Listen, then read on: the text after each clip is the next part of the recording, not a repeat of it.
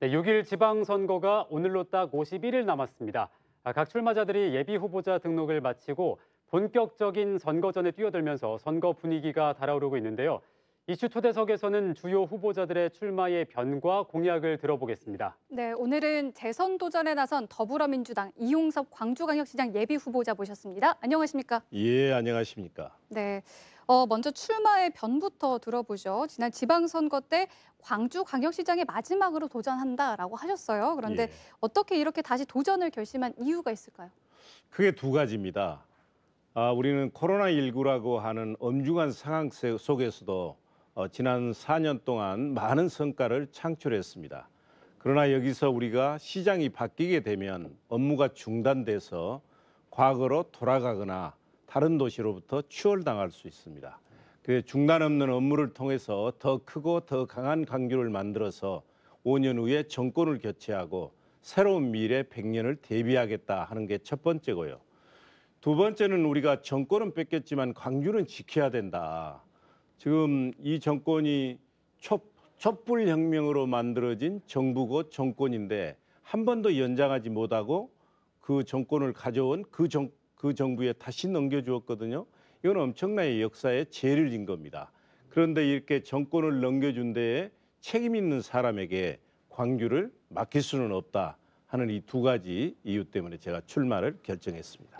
네, 현재 재선 도전을 하셨는데 경쟁자가 총 9명이 있습니다. 예. 예비 후보자로 등록한 9명의 후보자들과 비교했을 때 나 이용섭만의 강점은 이거다. 한번 소개를 해주시죠. 이제 우리는 윤석열 정부 하에서 강주시장을 해야 됩니다. 야당 강주시장이란 얘기죠. 그러니까 험난한 길이죠. 이런 때는 베스트 드라이버가 필요합니다. 예, 초보 난폭 운전을 해서는 강주의 발전이 중단될 수 있습니다. 저의 이제 장점이라고 한다면 다양한 국정 경험, 전문성, 그리고 중앙부처의 인맥 이런 것들이 장점이고요. 그리고 광주가 보통 도시가 아니잖아요.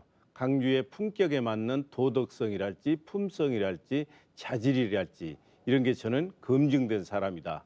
대한민국 역사상 국회 인사청문회를 아무런 문제 없이 가장 먼저 통과한 사람이 저 이용섭입니다. 네, 그렇군요. 강점으로 업무 연장과 경험에 대해서 얘기를 해주셨다 예. 보니까 이 질문은 안 드릴 수가 없을 것 같은데요. 민선 측의 광주시정과 관련해서 성과와 아쉬운 점 하나씩 꼽는다면 어떤 게 있을까요? 하도 많아서 하나만 뽑기는 어렵기는 하지만 근데 시대 정신과 시대 화두에 관련된 문제를 많이 해결을 했습니다. 예를 들면 모두 다 어려울 거라고 생각했던 강주형 일자리 사업을 성공시켜서 그리고 국내에서 23년 만에 자동차 공장이 완공돼서 캐스퍼가 생산됐는데 이게 없어서 못 팔 정도고 그리고 인공지능 대표 도시로 자리매김하고 있고 이게 이제 큰 성과로 얘기를 드릴 수가 있고요. 근데 제가 이렇게 굵직굵직한 현안 문제에 업무에 전념하다 보니까 우리 시민들께서 일상생활에서 겪는 소소한 아픔이나 고통을 이렇게 따뜻하게 함께 문제를 푸는 이런 방식이 좀 부족했던 것 같아요. 그래서 앞으로는 큰 일도 하겠지만 우리 시민들 곁에서 시민들이 일상에서 겪는 희노애락을 함께하는 따뜻한 우리 시장이 되도록 하겠습니다. 네, 저는 출마 선언 당시의 발언에 대해서 좀 여쭤보고 싶은데 중단 없는 광주 발전을 통해서 더 크고 또 더 강한 광주 시대를 완성하겠다 이런 포부를 밝히셨습니다. 이 포부가 실현되기 위해서는 어떤 공약이 좀 중요할까요? 예, 우선 더 큰 광주를 만들기 위해서 저는 전남과 통합해야 된다는 입장입니다. 지금처럼 광주 150만, 전남 180만 이렇게 돼서는 경쟁력이 없습니다. 자립과 자생이 가능한 초광역 경제권을 만들어야 됩니다. 그래서 우선 1단계로 광주 인근에 5개 시군과 빛고울 스마트 메가시티를 만들고 다음 단계로 전남과 통합을 할 것입니다. 이걸 바탕으로 해서 대구와 광주를 연결하는 달빛 고속철도를 건설하게 되면 대구와 광주를 1시간대에 갈 수가 있습니다. 이렇게 되면 광주 학생이 경북대학교 통학도 할 수 있고 그리고 광주에 킬러 컨텐츠를 가진 좋은 공연을 하게 되면 대구 시민들이 퇴근하고 광주에 와서 주먹밥도 먹고 공연도 보고 돌아갈 수 있게 되는 그야말로 1,800만 남부 초광역 경제권이 만들어지는 것입니다. 이렇게 되면 수도권 블랙홀도 막을 수 있고 국가 균형 발전도 할 수 있고 광주 중심의 지역 국가, 리전 스테이트가 만들어지는 겁니다. 이건 이제 더 큰 광주를 만드는 것이고 더 강한 광주는 제가 제시하는 것은 그린 스마트 펀시티를 만드는 것입니다. 그린시티는 지금 세계적인 하두위인 기후위기에 대응하는 청정도시, 녹색 산업도시, 기후 안심도시를 만들자는 것이고요. 스마트시티는 앞으로는 인공지능과 결합되지 않으면 어떠한 산업도 어떠한 국가도 어떠한 조직도 성공할 수가 없습니다. 그래서 인공지능에 기반한 첨단 도시를 만들자는 것이고 펀시티는 우리 도시가 랜드마크가 없습니다. 그래서 외부에서 찾아오지를 않습니다. 그래서 문화예술이 일상에서 살아 숨쉬고 그리고 볼거리, 먹을거리, 들을거리가 많은 테마 도시를 만들자는 것입니다. 예를 들면 소상공인과 상생할 수 있는 대형 복합 쇼핑몰도 유치하고 친환경적으로 무등산의 접근성도 제고하고 국제적 수준의 호텔도 유치하고 그래서 그리고 우리 이 지역민들이 주말이면 아이들 손잡고 놀러도 갈 수 있는 그래서 펀시티, 노잼 도시에서 꿀잼 도시를 만들자는 것입니다. 네, 뭐 여러 가지 말씀해 주셨지만 가장 먼저 이제 광주 전남 통합을 완성하겠다고 하셨습니다.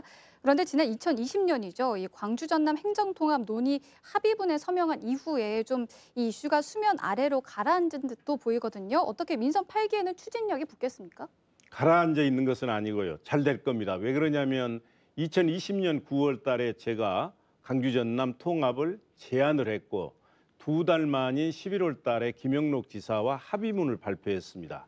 지금은 이제 그러면 통합을 어떻게 할 것인가, 어떤 단계를 거쳐서 할 것인가에 대해서 광주 전남 연구원에 용역을 드렸기 때문에 그 결과가 나오면 민선 8기에서 그 결과에 따라서 시도민들 의견 수렴해서 진행하면 될 것입니다. 근데 이것은 시대 정신이고 우리 주변에서 다 메가시티 내지는 통합을 하고 있기 때문에 우리만 통합하지 않으면 경쟁력을 가질 수 없습니다. 부울경도 메가시티를 만들고 대구하고 경북은 통합하고 또 충청도도 통합하고 불란서 같은 이런 국제적으로도 통합이 대세입니다. 근데 잘 아시는 것처럼 광주 전남은 원래 하나였습니다. 근데 1986년에 분리된 거거든요. 이게 천년을 함께 온 광주 전남이 옛날로 돌아가는 것입니다. 이렇게 되면 전남은 농수축산물 생산기지고 우리는 소비도시고 그리고 또 전남에는 2천여 개에 달하는 천혜의 섬이 있고 그러니까 예지인들이 전남에 와서 낮에는 관광하고 저녁에는 이제 광주에 와서 밤문화도 즐기고 그리고 여기서 공연도 보고 이런 서로 이제 시너지 동반 성장이 기대되기 때문에 저는 반드시 이루어져야 된다는 입장입니다. 네, 그럼 만약에 광주광역시장 재선에 성공을 한다면 민선 8기에서 가장 먼저 해결하고 싶은 지역 현안은 무엇일까요?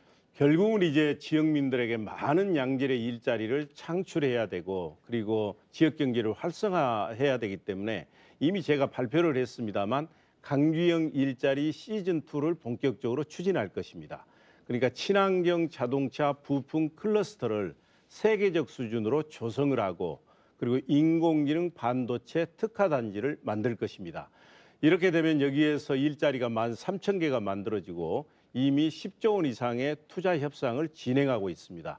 이렇게 되면 우리 지역에 이제 일자리 걱정 없는 그런 도시가 되는 것이죠.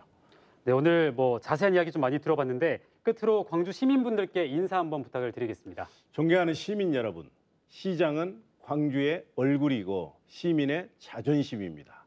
누가 시장이 돼야 되겠습니까?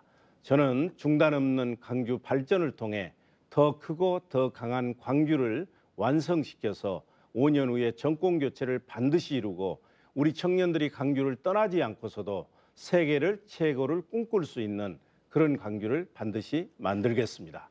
감사합니다. 네, 오늘 나와주셔서 감사합니다.